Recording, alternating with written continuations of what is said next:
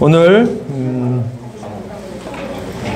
여러분에게 경종을 울리는 강의를 시작으로 조금 이따 메뉴북 디자인을 어떻게 할 것인가, 그리고 메뉴 평가와 메뉴 분석에 대한 이야기를 해드릴 건데, 제가 이제 약 한 30분 정도 영원한 컨셉은 없다, 그리고 제가 항상 강조하는 변하지 않기 위해 변해야 한다는 내용으로 특강을 좀 준비했습니다. 이걸 제가 여러분에게 강의해 줘야 되겠다라고 생각하게 된 이유는 제가 아주 잘 알고 있는 어떻게 보면 여러분보다 먼저 공부했던, 그래서 기존에 하던 식당이 엄청 안 돼서 새롭게 리뉴얼이라기보단 완전히 새로운 매장을 새로운 컨셉으로 만들었던, 여기서 수업을 들었던 분의 이야기인데, 그게 뭐 브랜드나 이런 건 얘기하지 않겠습니다. 왜냐하면 그게 중요한 건 아니고, 이게 누구에게나 다 벌어지고 있는 일이고, 이제 난 성공했구나, 이렇게 착각을 하고 그때부터 공부를 멈추면 어떤 현상이 생기는지를 보면서 여러분이 컨셉이라는 게 어떻게 해야 되겠다, 그러니까 어떻게 만드냐도 중요하지만 이 만들어진 컨셉을 유지하고 롱런 하려면 내가 무슨 짓을 어떻게 해야 되는지를 여러분이 오늘 이런 사례를 통해서 명확히 인식할 수 있으면 좋을 것 같아서 제가 일부러 아주 빠르게 교환까지 준비를 했습니다. 바로 이 매장입니다. 자, 이 매장이 지금 2024년 9월 달부터 이제 매출 그래프가 보이죠. 그리고 11월, 12월에 엄청나게 높은 매출을 기록했는데, 보시다시피 그 뒤에 어떻게 됐죠? 지금 이게 8월 달까지 매출액이 나와 있는 건데, 물론 이게 다시 올라올 수도 있긴 한데, 이게 이제 다시 올지 안 올지는 이 추세를 보시면, 이게 사실은 뒤에 요거와 관련돼서 제가 한 가지 더 데이터를 보여드리면 여러분이 이게 어떤 방향으로 가고 있구나, 이게 너무 명료하게 보일 거예요. 지금 아마 요 피크일 때가 약 1억 원 정도의 매출을 올리는, 그리고 요 매장은 사실은 어떤 분이 운영하던 게 너무 장사가 안 돼서 그걸 요 분한테 넘겼는데, 그걸 그대로 받아가지고 약간의 리뉴얼을 해서 새로운 컨셉으로 만들어서 이렇게 성공을 시켰던 매장인 거고요. 자, 그런데 왜 떨어지고 있는 걸까요? 그리고 이게 떨어지고 있다는 걸 사장은 이걸 인식을 하고 여기에 대한 뭔가 준비를 했었을까요? 아니면 그냥 좋아지겠지 하고 있었을까요? 자, 조금 아까 보여드린 건 여러분도 다 아시다시피 오픈업에 누구나 볼 수 있는 매출액 데이터입니다. 그러나 그것만 보고는 사실 정확한 의사결정을 할 수가 없어요. 자, 조금 아까 건, 그리고 오픈업은 1년치밖에 안 보여줍니다. 이건 뭐냐면 네이버 트렌드로 제가 그 브랜드를 검색한 거고, 네이버 트렌드는 아시다시피 네이버에서 소비자들이 검색하는 그 브랜드의 고객 관심도 숫자고, 그걸 제가 그래프로 그린 거고. 자, 여기 보시다시피 이 매장이 언제 오픈했는지는 여기 다 표시가 돼요. 2020년 12월쯤부터 고객 관심도가 높아지는 걸 보니까 10월, 11월, 12월 이때쯤 오픈을 했을 것 같고요. 어쨌든 본격적으로 2021년 2월부터 이제 검색이 되기 시작합니다. 그리고 제가 그걸 2022년 12월, 그러니까 약 2년 조금 안 되는 시간 동안 얘가 어떤 고객 관심도를 보였는지 여러분이 아실 수 있죠. 약 한 1년 8개월 정도, 이런 걸 우리가 도입기라고 합니다. 그러니까 보통은 식당이 어느 정도 소비자에게 인정을 받고, 소비자들에게 이제 어떤 요 2년의 시간은 이렇게 생각하시면 돼요. 내가 죽으러 갈 것인지 살러 갈 것인지가 소비자들에 의해서 선택되는 기간입니다. 자, 그런데 2022년 10월을 기점으로서 얘가 고객 관심도가 급격히 상승하기 시작하고 우리는 이걸 경영학에서 마케팅에선 성장기라고 얘기합니다.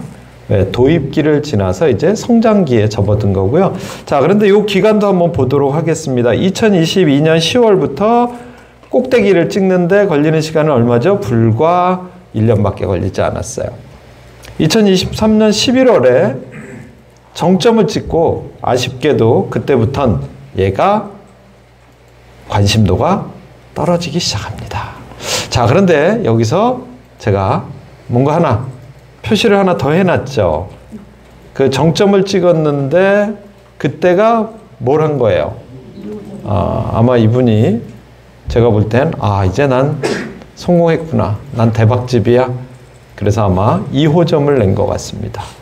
근데 하필 그때가 딱 자, 여기서 질문 들어갑니다, 여러분. 이 집이 여기서 정점을 찍고 떨어지게 된 이유는 원래 떨어질 집이었다.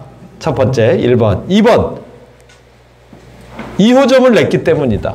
즉 뭐냐면 2호점이라는 건 이분이 하나에만 올인을 했으면 얘가 계속 브랜딩이 되고 계속 성장을 할 수도 있었을지 몰라요. 물론 이건 사후적인 얘기이기 때문에 아무도 그거는 귀신도 알 수는 없습니다. 하지만 아쉽게도 이상하게 바로 2호점을 내는 순간부터 고객 관심도가 떨어지기 시작합니다. 그런데 아까 여러분도 매출액 패턴에서 볼 수 있었다시피 원래 이 점포는 11월 달과 12월 달이 다 장사가 잘 돼야 되는 점포입니다. 그런데 왜 12월도 아닌 11월부터 급속하게 고객의 관심도가 뚝 떨어지기 시작했을까요? 저는 이게 바로 2호점 효과라고 볼 수밖에 없겠다는 얘기죠. 자, 어쨌든 그러고 나서는 계속 떨어지기 시작하고 바로 그걸 보여주는 그래프가 이 매출액 그래프와 상관관계 분석을 해보면 거의 똑같이 움직이고 있다는 걸 누가 봐도 왜? 사실은 여기는 데이터가 오픈업이니까 1년밖에 안 나오지만 본인은 자기 데이터를 다 가지고 있겠죠. 그래서 제가 여러분에게 엑셀 파일을 나누어 주고 거기다 매일 매출액을 기록하고 매일 플레이스 접속자 수를 기록하고 그걸 매달 통계로 해서 여러분이 식당을 그만두는 그 순간까지 관리를 해야 된다. 측정을 해야 된다. 라고 강조를 한 바 있고 이런 걸 통해서 우리는 내 매장을 보지 않더라도 여러분도 충분히 자기 매장의 과거, 미래를 데이터로 설명할 수 있다는 걸 알 수가 있습니다. 자, 그런데 그러면 이렇게 작년 12월 달부터 지금까지 8월 달이니까 8개월 동안 도대체 이 집에선 무슨 일이 일어났던 걸까요? 자, 제가 여기 원인이라고 써놨습니다. 첫 번째가 뭐라고 써 있습니까, 여러분? 세상이 변하고 있는데 나는 그냥 원래 있던 대로 잘 유지 보존하면 잘 먹고 잘 살 것이다. 이런 착각을 하고 있었다는 겁니다. 뭐죠? 세상은 변한다. 그러니까 나도 변해야 된다. 그래서 제가 일신우일시 변하지 않으려면, 즉 망하지 않으려면 매일 변해야 된다고 여러분에게 끊임없이 강조하고 또 그렇게 하기 위해서 이 컨셉이라는 게 한 번 만들어져서 성공했다고 그게 영원히 통하지 않는다는 걸 틀림없이 설명드렸고 여기서도 누군가는 앞으로 2, 3년 후에 그때 정점을 찍었을 때 똑바로 할 걸. 계속 더 열심히 공부할 걸. 하지만 그때 가면 늦겠죠. 왜? 두 번째, 소비자들의 세대 교체가 일어나고 있다. 어쩌면 이건 트렌드하고도 연관되어 있는 이야기일 수 있어요. 자, 여기서 소비자가 변화되고 있다는 걸 여러분도 어제도 제가 인공지능 상권분석 전문가과정 수업 시간에 그걸 보여드렸어요. 소비자가 바뀌고 있다. 왜? 예를 들면 가로수길에 그죠? 압구정동에 MZ들이 엄청나게 몰리다가 갑자기 어느 날 싸그리 빠졌습니다. 어디로 갔을까요? 성수동으로 간 거예요. 자, 홍대가 요즘 또 죽어가고 있습니다. 그래서 이 사람들은 어디로 갔을까? 그랬더니 옛날에 다 죽었던 이태원으로 다시 가고 있답니다. 왜 이태원으로 다시 가고 있는 걸까요? 그렇죠. 홍대에 있던 사람들이 트렌드의 변화를 감지하지 못하고 옛날의 컨셉으로 계속 갈 수 있다고 생각했던 거죠. 그런데 사실은 이태원도 홍대한테 다 뺏겼었던 거예요. 그 클럽 문화를 다시 이태원이 뺏어오고 있다. 그런데 그걸 우리가 측정할 수 있는 데이터가 뭐다? 그 소비자들이 누가 어떻게 움직이고 있느냐. 세 번째, 이게 어쩌면 제가 여러분에게 제일 강조하고 싶은 이야기인지도 모르겠습니다. 디지털 경쟁이 치열해지고 있다. 즉, 우리가 배우고 있는 온라인 마케팅 MBA가 바로 이런 디지털 경쟁에서 살아남기 위한 처절한 방법과 노력을 배우고 그걸 내 삶 속에 잘 심어서 나의 라이프 스타일이, 나의 삶의 습관이, 나의 루틴이 여기에 최적화되어서 끊임없이 소비자와 소통하는 역량을 갖춰야 되는데 이게 우리가 나이가 먹으면 이제 자꾸 온라인보단 오프라인 쪽으로 가게 되어 있습니다. 왜? 귀찮거든요. 블로그 쓰는 것도 힘들어요. 거기다 릴스를 하래요. 거기다 또 유튜브도 해야 된대요. 쇼츠도 하래요. 틱톡도 하래요. 그러니까 당연히 나는 그거 못해. 그런데 이걸 놓치는 순간 왜? 이걸 돈 주고 해봤더니 이게 돈이 또 장난이 아니에요. 릴스 하나 찍으려고 봤더니 조금 나간다고 하는 인스타그램 잘하는 친구들, 소위 인플루언서들이 얼마씩 달래든가요? 막 심하게 몇백만 원도 달래요. 한 달에 내가 그거 이익으로 남기기도 힘든 돈을 광고비로 준다? 그런데 그게 하나 갖고 되나요? 얘네가 또 온라인은 수명도 짧아요. 그래서 한 일주일 반짝하면 또 그 다음에 다 없어져 버려요. 그럼 어떻게 해야 됩니까? 또 해야 돼요. 그럼 내가 과연 한 달에 수백만 원, 수천만 원을 투자해서 이걸 할 수 있냐? 결국 누가 해야 됩니까? 사장이 해야 돼요. 근데 사장은 이제 난 대박 났어. 이제 난 성장할 일만 남았어. 내가 무슨 릴스를 해? 내가 무슨 블로그를 왜 써? 그거 돈 주면 애들이 웬만한 거 다 해주잖아? 이렇게 되면 세 번째 원인에 여러분도 발목을 잡히게 될 겁니다.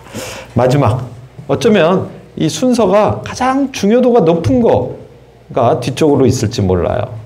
음식을 파는 시대는 끝났다고 제가 여러분에게 누차 설명을 드렸고요. 자, 물론 이 경험이라는 것, 사람들이 체험을 한다는 것이 처음에 이 집도 성공한 이유는 그걸로 성공한 겁니다. 그런데 문제는 그 신박하고 재미있었던 것, 또 가고 싶었던 집도 한 번 가고 두 번 가고 그러면 자꾸만 가고 싶네. 이렇게 돼야 되는데 아까도 제가 여러분에게 상담하면서 말씀드렸어요. 한계 효용은 체증한다, 체감한다. 체감한다. 이게 이제 경제학 공부를 안 한 분들은 이게 무슨 말인지 모를 거예요.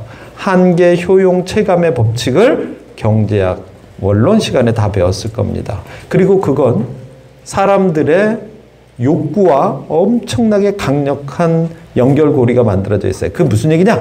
처음 먹을 때, 릴스에서 한 번 봤을 때 신박하죠. 하지만 그땐 100점이지만 두 번 보면 90점으로 떨어지고 두 번 방문하면 100점이었던 게 90점으로 떨어집니다. 그쵸? 여러분들 너무 잘 알죠? 이걸 실제로 우리가 측정을 해보면 보통 웬만한 사람은 야, 이거 진짜 너무 맛있고 너무 신박한 음식점이다. 또 가고 싶다, 또 가고 싶다고 하지만 세 번을 방문하면 그 다음부터 안 갑니다. 특히 이런 현상이 어디서 많이 발생되죠? 파인 다이닝일수록 심하고요. 뷔페일수록 심하고요. 금액이 높을수록 심합니다. 왜? 거기엔 더 많은 신중한 고려가 따르기 때문입니다. 그래서 이런 식당들이 사람들이 한 번 만족하고 완전히 성원을 하는 것 같지만 결국은 몇 번이 지나면 어떻게 된다? 효용이 뚝뚝뚝 떨어져서 다시는 오고 싶지 않은 집으로 바뀌는데 나는 그걸 모르고 계속 그 주장을 동일하게 하고 있는 문제가 이 집에도 그대로 나타난 겁니다. 자, 어쨌든 저는 이제 이 원인을 찾았지만 그걸 이론적으로 제일 잘 설명할 수 있는 게 아까 말씀드렸던 라이프 사이클 이론이에요. 라이프 사이클 시어리예요. 수명주기 이론입니다. 모든 건 사람이든 음식점이든 그 모든 생물체든 비생물체지만 결국은 인간에 의해서 움직이는 모든 건 도입기, 성장기, 성숙기, 쇠퇴기를 맞이하게 되어 있고 아까 이 점포도 약 2년 정도의 도입기를 거쳤고요. 그래서 여러분 처음에 오픈해서 한 2년 정도는 장사가 안 된다고 좌절할 필요는 없습니다. 아직도 나에겐 기회가 있다. 그 도입기 때 어떻게 할 것이냐? 그것도 역시 마케팅 책에 나와 있습니다. 도입기 때 경영자가 해야 될 전략이 이미 책에 나와 있을까요? 안 나와 있을까요? 그걸 충실히만 하면 무엇을 맞이하게 된다? 성장기를 맞이하게 됩니다. 자, 성장기를 맞이하게 되면 그때부터는 성장을 하게 되는데 그때 역시 또 전략이 바뀌어야 됩니다. 성장기 때 해야 되는 경영과 마케팅 전략이 다릅니다. 자, 성장기에 내가 하는 전략들은 결국 뭘 준비하는 걸까요? 성장기 다음에 우리가 맞이하는 게 성숙기입니다.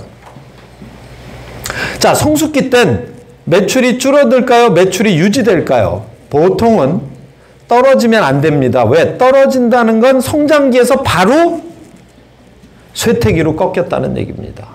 자, 아까 여러분이 보셨다시피 그 매장은 아쉽게도 성장기에서 성숙기를 거치지 못하고 바로 쇠퇴기로 떨어지는 걸 보셨습니다.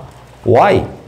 왜 이런 현상이 생겼을까요? 그래서 저는 아까 이런 표현을 썼습니다. 2호점이 원인이었다. 그건 뭐였을까요? 아이가 하나 있었는데요. 둘째가 태어난 거예요. 그럼 어떻게 되죠? 모든 관심이 둘째한테 가겠죠. 그럼 첫째는 어떻게 될까요? 삐지는 거예요. 엄마 아빠가 이제 날 안 좋아하나 봐. 그러면 그때부터 애가 갑자기 사춘기가 오기 시작합니다. 괜히 찐따 놓고 울고 불고 그러다가 똑같은 거예요.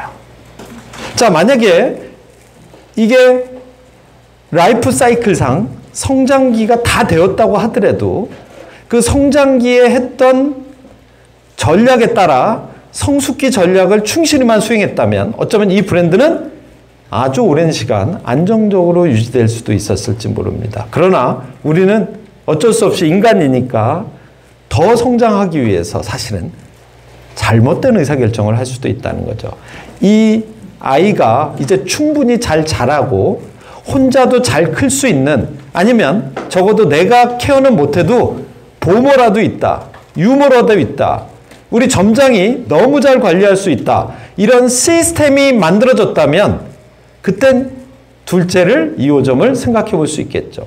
하지만 아직 이 아이조차도 완벽해지지 않은 아이를 버려두고 2호점으로 가는 순간 이 아이가 어떻게 되죠? 삐뚤어지기 시작하는 겁니다. 고객들이 떠나기 시작하는 걸 여러분은 데이터로 확인하실 수 있는 겁니다. 이런 걸 우리가 뭐라 그런다? 수명주기 이론이라고 하고요. 수명주기 이론이 만들어진 건 이와 같이 모든 기업들의 생사병로를 그동안 데이터로 측정해봤던 교수들이, 연구자들이 이렇게 돼서 이런 삶을 살게 된다. 그런데 이 수명이 단 1년밖에 안 되는 친구도 있고 6개월밖에 안 되는 친구도 있고 여러분이 일본에 가서 보시면 100년이 된 식당도 있고 500년이 된 식당도 있습니다. 어쨌든 우리는 롱런 하기를 바랍니다. 누구나 내 매장이, 내 브랜드가 영원히 살아남길 바라지만 사실은 이 세상에 그런 일은 벌어지지 않는데 단 우리가 그 수명주기 이론에 의해서 그 각각의 수명주기마다 경영자가 해야 될 최선의 노력을 다한다면 틀림없이 1년짜리를 2년짜리로 늘릴 수 있고 2년짜리를 10년짜리로도 늘릴 수 있을 건데 단 우리는 여기서 그런 이론과 그런 전략을 모르기 때문에 그냥 도입기나 성장기나 성숙기나 똑같은 짓을 똑같이 반복하고 있기 때문에 이런 아쉬운 일을 당할 수밖에 없게 된다는 거죠. 그래서 우리는 이제 내가 성장을 하고 있는 것 같다. 난 잘 된 것 같다. 라고 해서 무엇이 안주하면 바로 쇠퇴기로 간다는 걸. 그래서 일본의 그 오래된 식당에 가면 항상 제가 이게 써붙여 있다고 말씀드렸어요. 물론 그게 눈에 보일 수도 있고 안 보일 수도 있어요. 홈페이지에 있을 수도 있고 아니면 경영자가 자기의 사무실에 자기 방에다만 가훈처럼 붙여놨을지도 모릅니다. 저는 그걸 그 내면에 있는 소리를 모두 볼 수 있었습니다. 뭐? 변하고 싶지 않다면, 변하지 않으려면, 망하지 않으려면 매일매일 변해야 한다. 이게 저는 지금까지 롱런하고 있는 브랜드의 경영자들이, CEO들이 매일매일 강조하는, 직원에게 강조하고 또 강조하고 스스로 솔선수범했던 이력들을 모두 보아왔기 때문에 이런 일들을 보면 너무 가슴이 아픈 거예요. 왜? 성공했다고 생각하고 그날부로 공부를 끊고 그날부로 돈을 찾아가는 인생이 결코 성공할 수 없다는 걸 여러분에게도 제가 보여줘야 될 의무가 있다는 생각을 하게 됩니다. 자, 그러면 우리는 이런 것들을 사례를 통해서 확인할 수가 있습니다. 컨셉이 영원하지 않더라. 지금 잘 나가는 것 같지만 제가 고깃집들 중엔 그 교대에서 강의할 때 그 교대에 있는 이 집이라는 고깃집이 있었는데 이 집이 저는요 그 당시에는 사람들이 저거 영원히 갈 고깃집처럼 얘기했어요. 근데 그 교대 지금도 한 5년 되니까 온데간데 없이 사라지더라고요. 그쵸? 왜 여러분도 그 잘 나가고 그렇게 열망적으로 여러분이 하고 싶었던 매장들도 오래가지 못하는가? 그걸 사례를 통해서도, 즉 성공한 후에 쇠퇴한 식당들 초기에 가성비나 정성으로 입소문을 냅니다. 그리고 2년간은 성장합니다. 하지만 메뉴, 공간, 서비스가 모두 변하지 않습니다. 다시 얘기합니다. 뭐가 안 변한다고요? 메뉴도 안 변해요. 또 뭐도 안 변해요? 공간도 안 변해요. 왜? 공간을 변화시키려면 재투자를 해야 되는데 하겠습니까? 여러분 안 하죠. 돈이 아까워요. 왜? 투자할 돈이 없어요, 사실은. 왜? 감가상각비도 책정하지 않았고 감가상각을 안 했으니까 별도로 돈을 모아놓지도 않았어요. 그러니까 재투자를 하고 싶어도 할 수 없죠. 거기다 더 무서운 건 뭔지 아세요? 서비스가 변하지 않는다는 겁니다. 적어도 메뉴나 공간은 변화시키지 못하더라도 서비스는 매일 업그레이드를 할 수 있다 없다? 할 수 있다는 겁니다. 그리고 우리는 그걸 이미 지금 여러분 눈앞에서 확인하시고 계십니다. 누구냐? 군봉이 그런 사실을 여러분에게 증명해 드렸고요. 또 요즘은 우리 용미 점장이 살신성인의 정신으로 단 10일 만에 안드로메다로 가 있던, 즉 플레이스 순위 100위 밖에 있어서 네이버에서 확인조차 안 되던 인디 테이블이 오늘부로 제가 여기 수업 들어오기 전에 확인했습니다. 판교 상권의 3대 빅 키워드인 판교 맛집 첫 페이지에 떴고요. 판교 역 맛집 첫 페이지에 떴고요. 또 뭐죠? 판교 아브뉴 프랑 맛집들도 1등으로 떴습니다. 1등. 다 모두 3대 키워드를 단 10일 만에 누가? 용미 점장의 서비스로. 뭐죠? 바뀌었다는 거야. 왜 바뀌었죠? 제가 상담을 잘못했나 봐요. 안 가르쳐줘야 될 신의 영역을 가르쳐준 거죠. 그러니까 그날부터 미친 듯이 집중을 하니까 되더라. 즉 뭐다? 움직이지 않으면, 변하지 않으면 우리에겐 어떤 기회도 오지 않을 거고 잘 되던 것도 망해버릴 수 있겠다는 거죠. 자, 하지만 그걸 끊임없이 업그레이드한, 즉 계절별로 메뉴도 교체하고요. 근데 이거 교체한다는 건 완전히 바꾼다는 의미는 아닙니다. 업그레이드를 한다는 거죠. 공간도 끊임없이 리뉴얼을 하고요. 공간을 리뉴얼도 돈이 많이 들어가는 게 아닙니다. 그죠? 아주 작은 사소한 것 하나하나 관심만 잘 가져도 소비자는 그걸 다 압니다. 조명이 바뀌었는지, 색상이 바뀌었는지 다 알 수 있어요. 테이블의 시트가 바뀌었는지, 커트러리가 바뀌었는지. 우리는 그러한 것들에 대한 관심을 그동안 너무 갖지 않았다는 거죠. 어쨌든 그걸 결국은 소비자에게 뭘 통해서 전달해야 된다? SNS 컨텐츠를 통해서 내가 작은 것 같지만 계속되는 변화를 소비자에게 잘 전달하는 사람들은 성공해 왔다는 겁니다. 그리고 아까도 말씀드린 것처럼 고객은 끊임없이 변합니다. 변한다는 건 상권의 특성이 변하는 것일 수도 있고요. 그 소비자들의 니즈가 변하는 것일 수도 있습니다. 그건 뭐냐면, 자, 예를 들자면, 과거에는 사람들이 어떤 음식을 좋아했습니까? 자, 과거에는 사실은 사람들이 아마 최근에 재밌었던 것 중에 하나가 뭐냐면 탕후루 사건이었어요. 탕후루가 완전히 열풍을 일으켰습니다. 그런데 거기다 고춧가루를 뿌렸다고 해야 될까요? 찬물을 끼얹었다고 할까요? 딱 한마디로 걔가 완전히 가버렸습니다. 그게 무엇이었을까요? 바로 당뇨, 혈당. 이거 계속 먹으면 어린아이도 당뇨가 걸린다. 여러분, 당뇨라는 게 걸리면 어떻게 되는 줄 아십니까? 인생이 완전히 엄청나게 피폐해질 수 있습니다. 사람들에게 건강한 음식에 대한 자각을 하게 만들어준 거죠. 그 다음날 어떻게 됐죠? 그 열풍이었던 탕후루가 한 방에 대한민국에서 완전히 다 철퇴를 맞았습니다. 그 잘 나가던 프랜차이즈 본부들이, 가맹점이 다 문을 닫았습니다. 이게 뭡니까, 여러분? 바로 우리가 생각하는 세상의 트렌드와 사람들의 관심사가 그만큼 먹는 것에서 어마어마한. 그런데 여러분은 그걸 관심을 가져왔습니까? 내 음식이 사람들에게 어떤 영향을 미치고 있을까? 그리고 그 인식이 과연 우리 집으로 오게 만드는 단초가 될지, 오지 않게 만드는 단초가 될지, 이런 것들을 끊임없이 연구하고 거기에 적응하려는 노력을 하는 사람들만이 살아남을 수 있다. 그래서 저는 여러분에게 그러한 변화를 설계하는 5단계 루틴을 설명드리려고 합니다. 그래서 오늘의 수업의 중심은 바로 이 변화하는 세상에 적응하는 5단계의 루틴을 한국말로 하면 뭐라고 해야 될까요?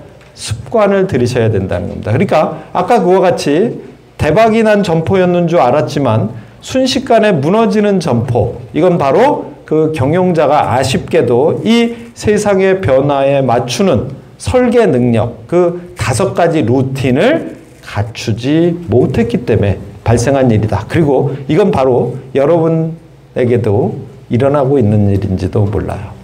지금 여러분의 매장을 한번 잘 들여다보시기 바랍니다. 여러분이 이런 루틴, 습관을 갖고 있지 않다면 자기가 죽어가고 있는데도, 내 몸이 썩어가고 있는데도 썩는지 죽는지 모르고 언젠간 잘 되겠지. 아니야, 경기 탓이야. 경기가 좋아지겠지 뭐. 내년엔 좋아진대.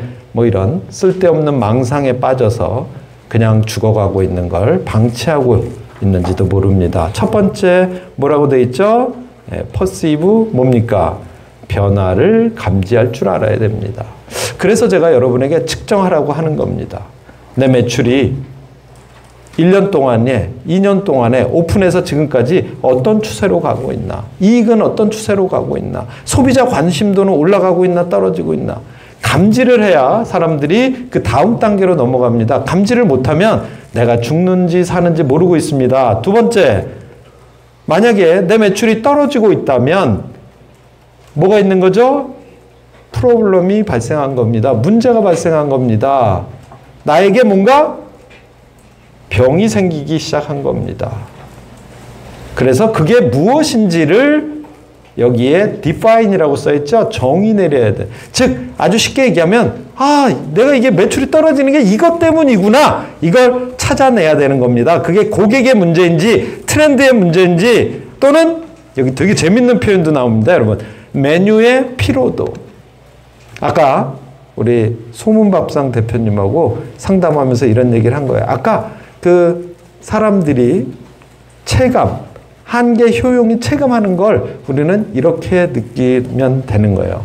이제 얘가, 이 메뉴가 몇 번 먹었어. 메뉴의 피로도를 느끼기 시작. 그걸 감지하실 수 있어야 돼요. 이제 우리 집이 저 손님들이 그렇게 열광하더니 이젠 이거 안 먹는구나. 별로 안 좋아하는구나. 일주일에 3번씩 왔던 사람이 갑자기 일주일에 2번으로 줄어들고요. 일주일에 1번으로 줄어들고요. 한 달에 1번으로 줄어들고요. 어떤 순간부터는 아예 안 옵니다. 여러분이 이걸 감지할 수 있어야 돼요? 없어야 돼요? 알아야 돼요. 근데 왜 감지를 못하죠? 측정을 안 하는 거예요. 누가 오는지, 언제 오는지, 몇 번 왔는지, 왜 오는지 한 번도 측정한 적이 없습니다. 그건 무엇으로 나타난다? 그냥 여러분은 매출이 떨어지는 것밖엔 발견할 수 없는 겁니다. 그래서 메뉴 피로도 또는 여러분이 매출이 떨어지는 거에 가장 큰 영향을 미치는 요인은 사실은 4번일지도 모릅니다. 누구죠? 경쟁자예요.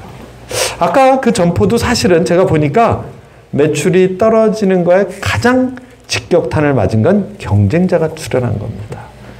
무시무시한 경쟁자가 출현한 거예요. 자, 만약에 이런 경우라면 내가 그 문제를 극복할 수 있을까요? 없을까요?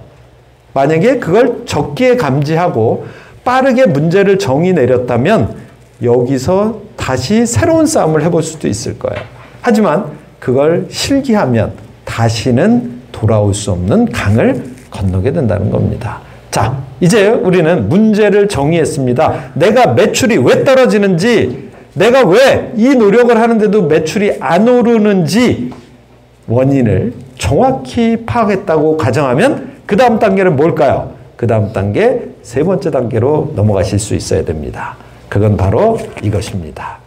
내가 어디로 가야 되는 거야? 이제 예를 들면 강력한 경쟁자가 출현한 거라면 나는 이제 어떻게 해야 될까? 쟤와 정면 승부를 하는 게 맞는 거야? 아니면 내가 새로운 니치마켓을 찾아야 되는 게 맞는 거야?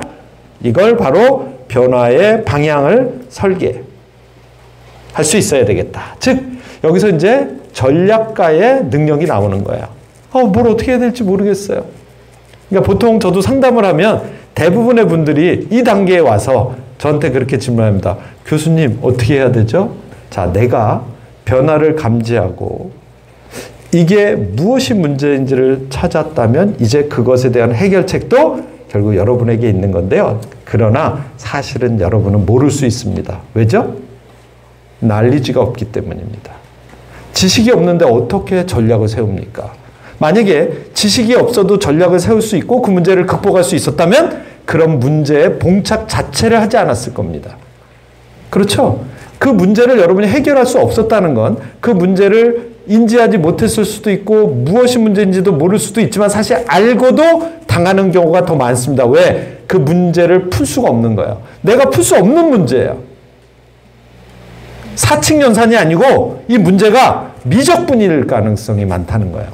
그러니까 내가 미적분을 풀 수 없기 때문에 여러분이 이걸 모른다고 하는 건 너무 당연한 이야기입니다. 그래서 저도 여러분에게 이렇게 이야기합니다. 지금부터 나는 고기를 잡아주진 않겠지만 네가 문제를 푸는 고기를 잡는 방법은 내가 가르쳐주겠다. 그래서 제가 용미점장한테 사실은 했던 얘기는 딱 두 마디일 겁니다. 첫 번째, 메뉴, 공간, 네가 통제 가능하냐 불가능하냐? 불가능합니다. 그건 사장님이 투자를 해줘야 되는 거고, 그렇죠? 메뉴는 또 주방에서 협조를 해줘야 되는데 단기간에 그건 어려울 것 같습니다. 그럼 네가 통제 가능한 게 뭐니? 서비스입니다. 그러면 서비스라는 걸 뭐라고 생각하니? 그러면 지금서부터 내가 그 서비스가 무엇인지 알려주겠다. 그러면서 뭘 가르쳐줬을 것 같으세요? 세 가지를 작성한다. 첫 번째, 고객 방문 체크리스트를 작성해라. 그래서 어떤 고객이 왜 와서 만족했는지 안 했는지 당신의 스스로 당신이 파악을 해라. 두 번째, 일일 손익 계산서를 작성해라. 그래야 네가 무슨 짓을 했을 때 매출이 오르는지, 무슨 짓을 안 하면 매출이 떨어지는지 네가 파악할 수 있지 않겠니? 세 번째, 영업일보를 작성해라. 그래서 그 모든 매장이 돌아가는 흐름을 네가 스스로 파악을 해봐라. 측정을 해봐라. 그러면 될까요? 안 될까요? 예. 바로 그 다음 날부터 왜? 그걸 매일 보고해라 라고 했습니다. 그러면 어떻게 될까요? 둘 중에 하나라고 저는 생각을 했어요. 그 다음 날 자기 대표한테 전화를 한다. 나 그만둘래요. 이런 데서 근무 못 하겠어요. 이거나 두 번째, 에이씨, 뭐 저 사람이 뭐 교수가 나하고 관계 있어? 쌩까거나. 세 번째, 돼? 그럼 내가 해봐야지. 내가 어차피 나도 언젠간 장사해야 될지 모르고 지금 내가 여기서 무너지면 내 인생도 없는 거 아니야? 그래 해볼게. Just do it. 해보자. 이튿날 보고서가 날라왔어요. 교수님 힘들어요. 하지만 하고 있어요. 그 다음날 교수님 리뷰가 10개가 달렸어요. 그 다음날 교수님 리뷰가 20개가 달렸어요. 그 다음날 교수님 직원들이 자기들도 한대요. 불과 10일밖에 걸리지 않았습니다. 물론 이런 일은 저도 기적이라고 생각합니다. 왜? 이 세상에서 교수가 제일 하기 힘든 일이 뭔지 아십니까? 사람을 바꾸는 겁니다. 사람은 원래 안 바뀝니다. 오죽하면 머리 검은 짐승은 키우지 말라고 했을까요? 조상님들이 이런 얘기한 데는 이유가 있는 거예요. 왜? 인간은 변하지 않는다. 하지만 저는 변하는 경우도 있다는 걸 보여주고 싶고 그래서 한번 승부를 걸어본 거예요. 왜? 내가 이 사람에게 이 정도까지 요구하면 이 사람이 그만두었을 때 이 매장은 더 큰 데미지를 받을 수도 있잖아요. 하지만 저는 방법이 없었습니다. 왜? 죽거나 살거나. 하지만 역시 하나님은 저를 버리지 않았습니다. 용미에게 성은을 내리기 시작한 겁니다. 너는 할 수 있어. 될 거야. 안 되는 게 어딨어. 그리고 우리는 매일 밤마다 카톡을 주고받으면서 소통을 했습니다. 오늘은 이런 일이 있었고 이렇게 됐고 되는 것 같습니다. 될 수 있을 것 같습니다. 나도 할 수 있을 것 같습니다. 더 무서운 건 우리 직원도 변하고 있고 우리 손님도 변하고 있고 왜? 우리 집에 매일 오던 단골이 옛날엔 그런 얘기 안 했는데 이제 나한테 막 너무 맛있어졌다. 뭐가 맛있어져? 음식이 뭐 바뀐 거 없는데 뭐가 맛있어졌어? 야 분위기가 왜 이렇게 좋아졌냐? 인테리어 한 거 없어요. 분위기가 결국은 인테리어가 아니라는 거야. 그 직원들의 그 열정과 그 직원들이 고객을 향해서 달겨들어서 그 사람들을 만족시키기 위해서 온 일심동체가 된 직원들의 모습을 보면서 손님들은 감동에 감동. 그게 무엇으로 나타나는 거죠? 저는 그런 걸 여러분에게 틀림없이 얘기했습니다. 그게 원인 변수입니다. 그게 독립 변수입니다. 그래서 우리는 결국 무엇을 통해서 그걸 통해서 고객은 만족을 하게 되고요. 그 만족한 게 리뷰로 나타나고요. 그게 결국은 매출액으로 또는 플레이스 상위 노출로 모두 연결이 되고 있다는 걸 우리는 어디서 변화의 방향 단계에서 이미 알 수가 있습니다. 그러니까 결국은 제가 3가지 지침을 준 걸 그 점장님은 실행을 했을 뿐입니다. 그리고 어떤 실행을 했죠? 돈을 안 들이고 단기간에 내가 직접 솔선수범할 수 있는 것부터 하기 시작한 겁니다. 왜? 그 어떤 전략이 나와도 여러분이 움직이지 않으면 이 세상의 변화는 절대로 일어나지 않습니다. 그래서 성공하는 사람은 do it now, just do it 하는 사람이에요. 그냥 일단 해봐. 너 해봤어?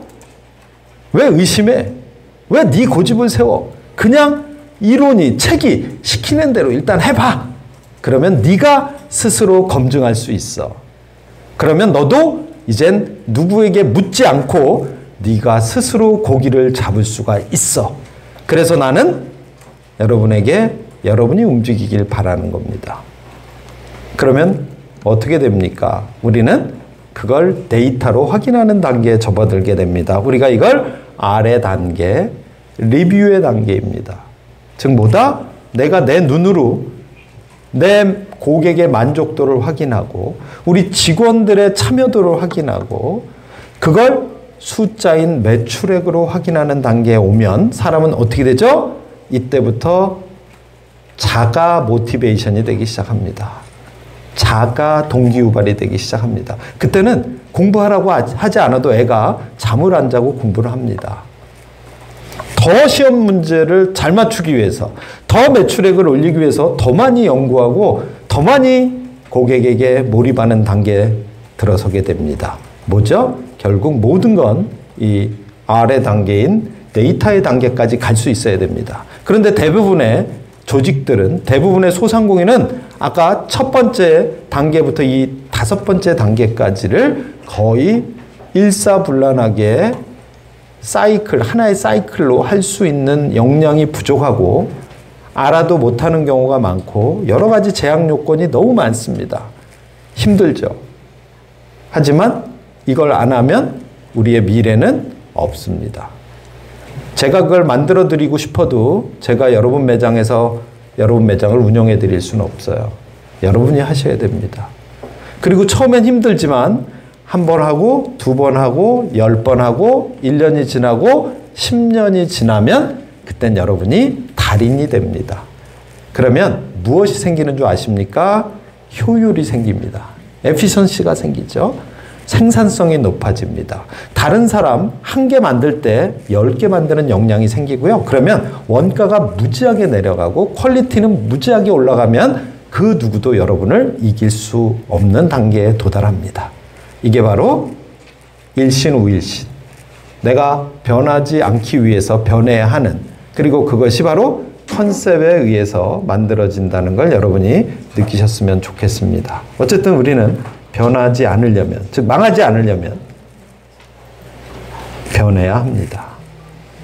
그 내용들을 이걸 통해서 여러분이 꼭 인지하셨으면 좋겠고요. 자, 여러분이 변화를 거부하는 순간 여러분의 그 편안함, 익숙함은 곧 여러분을 아픔으로, 폐업으로, 고통으로 밀어넣게 될 겁니다.